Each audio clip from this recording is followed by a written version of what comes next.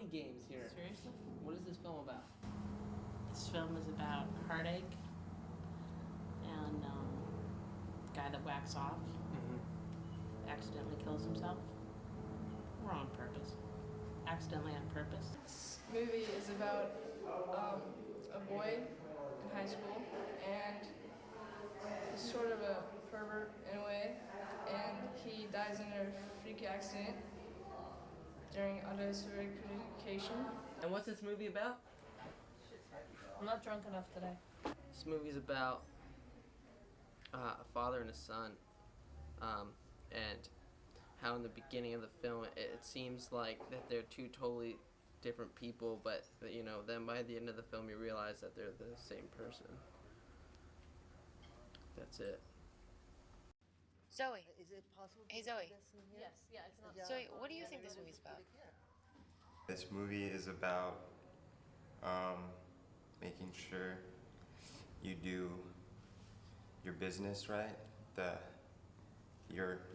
masturbation part of it. Okay, some people, I guess it's not enough for them to just have their orgasm. They need pain.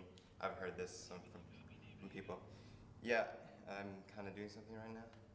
I guess it's just a story about how to do it right. I mean, it's a deep story, really. I should read the script again. What is this film about? It's about doing it right and doing it the right way. It's about parenting, masturbation, anal sex, and beyond.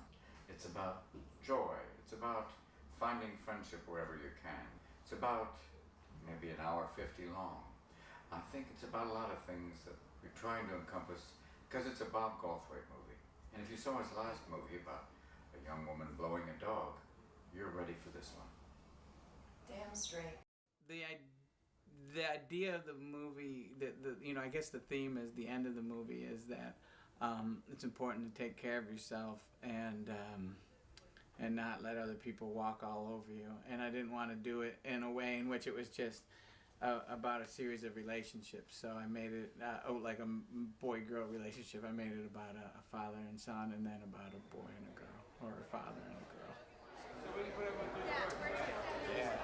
Hey Dad, why will they not be going down the escalator? The reason we're not going down the escalator is the symbolism of them. The relationship is taking off, and that's why they're going up. And also the elevator's broken on this side, so they can't.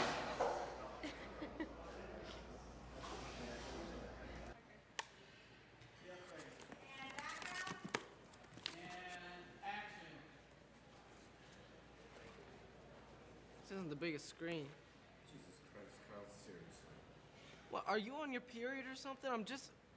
Can I not say anything? Oh. That, Mike? Oh wait, no, there they are. Yeah, they would.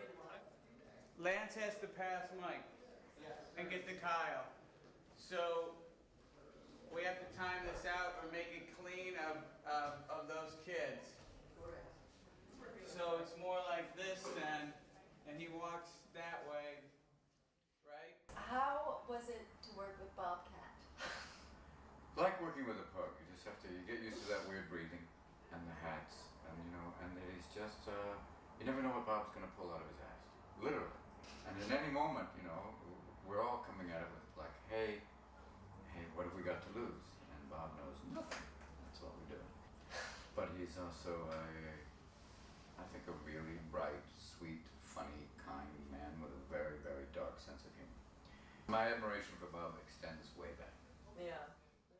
We met when we were both doing a television series when they began the WB network.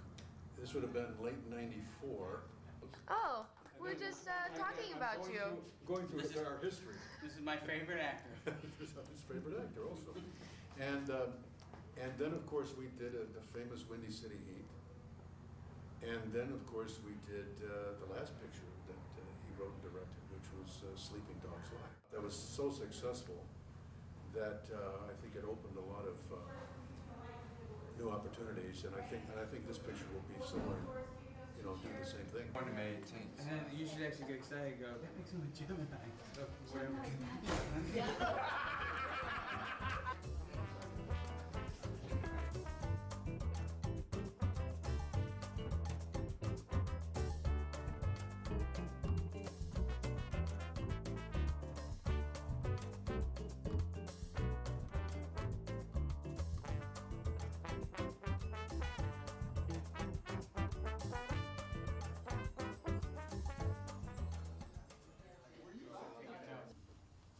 I wrote his suicide note. Also, I wrote his journal. Thank you. So, do you think your character learns anything along the way? If this is the opposite of the last movie Bob did, where kind of like total honesty is not the way to travel, this one is the freedom of the truth will set you free. I mean, literally that once he does this thing, he pursues it, and the big lie. But the idea of once something strikes him and he realizes the only way out of this is to tell the truth. And there's something very, very, very powerfully freeing about that. So at the end, it's just literally like all these things that he's kind of, the pretenses he's kept up, all the different illusions and lies, and sheds them all by the end. And there's something totally, almost childlike at the end about being free.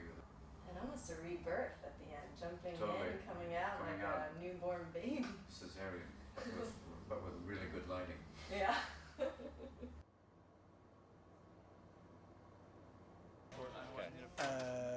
We don't have a body bag, so now Lance's son is a ghost riding on a gurney, or a clan member.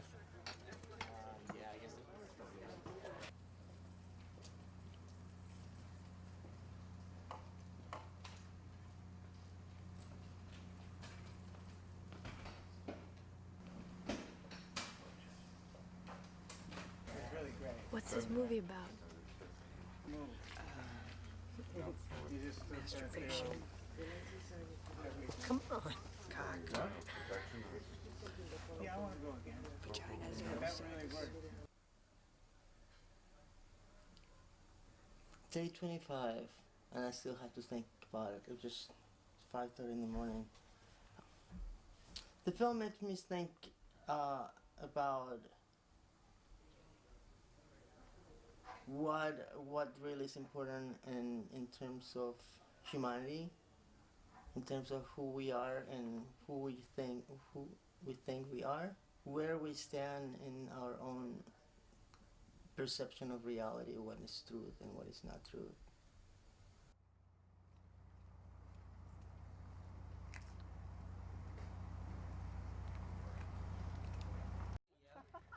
You see the car back there? Hey, Tosh. I don't know who put the gel on that. This is so you gotta go from here. Safety wedges. I like that. Hey, someone. Oh no, sorry. Let's operate this. Put a monitor right here for you. Careful, you're screwing up the. Careful, you're screwing it up. It doesn't. It looks fake now. Oh no! Oh, the Move the Dolly. Mm-hmm. It's a big hit. There's a lot of Latin flavor behind the scenes in this movie, and so Horacio, our cinematographer, and Mariela, our AD, they like to break out and dance. You know, it's those people. They just love to dance.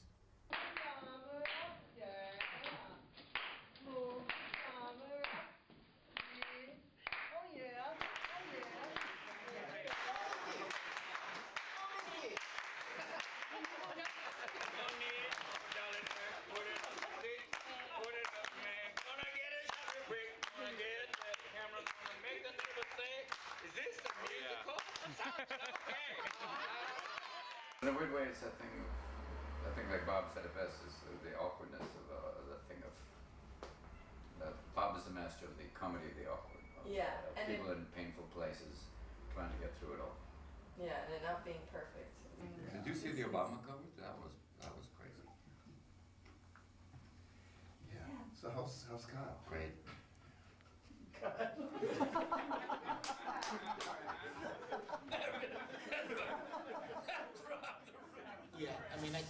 around with, you know, your dad and Robin and Jeff and a bunch of the other people. They're all very funny people and very good people. So it's like sometimes between takes you'll be laughing your ass off and then have to do something that is, you know, relatively serious or make a point. Crazy, I'm not kidding.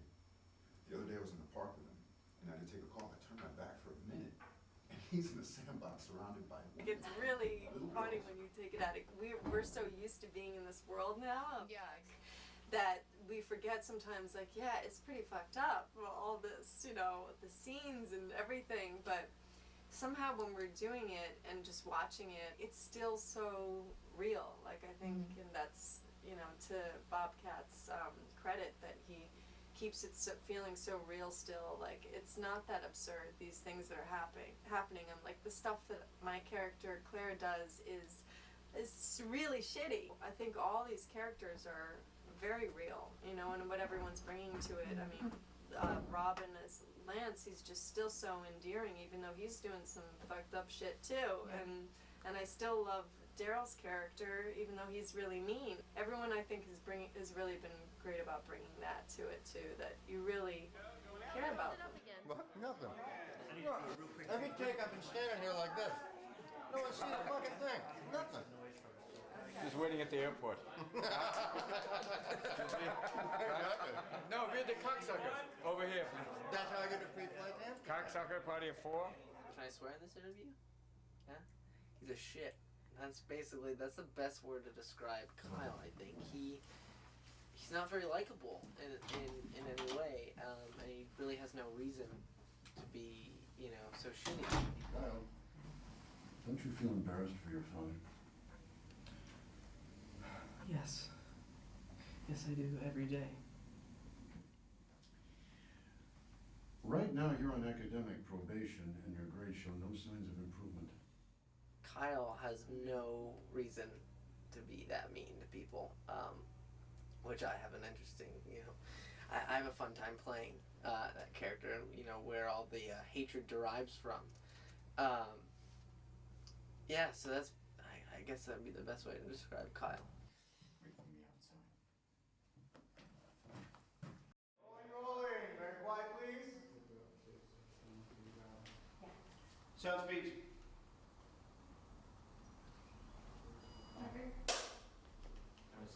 And background, action.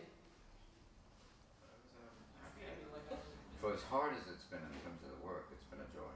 Yeah. It's been really interesting because I actually think I had a nervous breakdown on camera, which never thought that would happen. When? During the talk show with the interviewer lady, there was that thing where all of a sudden I was just kind of so, the emotions of, you know, the loss of Kyle and the absurdity and the kind of insanity of how we were shooting just overwhelmed me. Yeah. And we got this weird combination of laughing, crying, and it seemed to fit the scene. But it's like this thing of like a breakdown, like all of a sudden you're really like coming unglued, which is, you have to feel pretty safe to do that. Yeah. And that's the weird thing about this movie, is it feels, you know, doing some wild emotional stuff, but then going from something very funny to something brutally sad. Robin came up with the idea of being nude at the end of the movie, and he says, "Well, it's a pretty crazy idea. Would you know, think about it?" And then after he came up with the idea, I really couldn't see the end without him taking off his clothes. I did see my friend's penis way more than I wanted to, but it's not in the movie. But I also jumped off the high dive nude too. But it was pretty funny because Horacio rolled on me when I jumped off the high dive nude. Look, So it'll probably end up in this movie. no. It looked like a giant nude baby jumping off the high dive. I hope if people like this movie, I think like people, you know, people like call this a dark comedy, and then when we made it, I realized, oh, holy shit, this is a lot darker than I thought it would be. But I don't think it is dark, and I'm more of a fan of comedies that are kind of, you know, Robin calls it the comedy of the awkward. But that's what interests me. It's not like his movies, but I think I definitely was influenced by Rushmore a lot, and that's why Jeff Pearson's character is called Wyatt Anderson, because Wes Anderson. I don't think we legally could call him that, so he's called, you know, Principal Anderson. So it's just and also that's why the character Heather is, because I knew people would, you know, go, oh, this is like a rip-off of Heather, you know, because the part where I love my gay son. So I just thought I'd just go, yep, it's a lot like Heather. So I named one of the girls Heathers. You didn't like him. Shut up, whore. Ow! Fuck. Okay, do it again. Do this one really menacing. Keep your belt tight. Yeah, there you go. All right, menacing. Action. Come on, fuck that dirty bitch! Lance, you're such an idiot. You don't even know how to fuck. Look back at the screen. God damn it! Come on, fuck that dirty bitch! When you look back at the screen, go, now there's a real man, because it's you. All right, and action. Fuck that dirty bitch! Lance, you're such an idiot, you don't even know how to fuck. Ah, now there's a real man.